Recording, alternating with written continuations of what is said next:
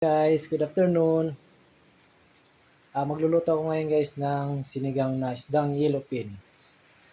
Ah, para sa hapunan na namin to guys.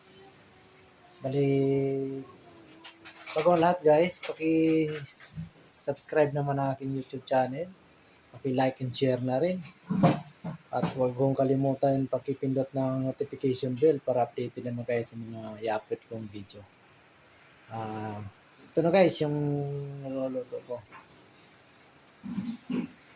Bali, ito guys, yung ilagay ko na yung isdang yellowfin. Hindi ko lang nakuha ng video kanina kasi nagmamadali ako eh. Ilagay ko na yung isda, na yellowfin, tsaka yung sitaw at okra. Sinabay ko na guys kasi matigas yung okra at sitaw. Pagkaluto ng isda, luto na rin yung sitaw at tsaka bali, hintayin ko lang kumulo pa siya guys. Para ilagay ko na yung ito, talbos ng kamote at saka yung talong. At ito na yung ating sinigang mix na pangpaasim mamaya. So, hintayin ko lang kumulo guys bago ko ilalagay yung mga yan.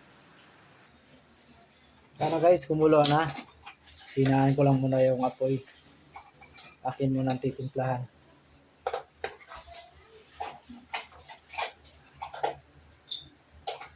Ito yung salt guys.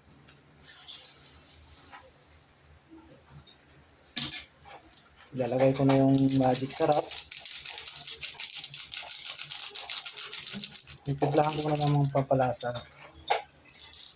Tapos konting bitchin. Konti lang guys para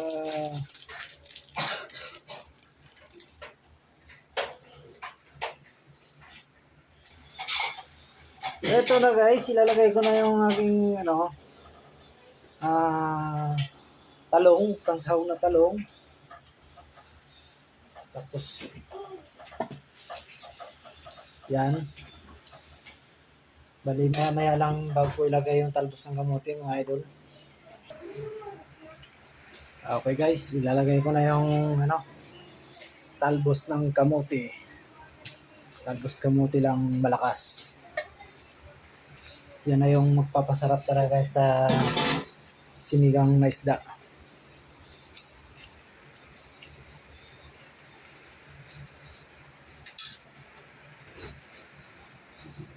At syempre guys, ilalagay ko na tong ating pangpaasim.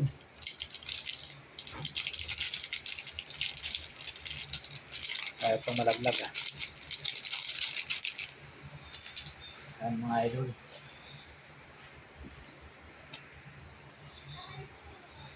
Bali, pakukuluin ko lang guys ng ilang minutes para maluto. So ayan na guys, luto ng ating sinigang na yellowfin. Ready to serve na to guys. Thank you for watching guys. Bye-bye.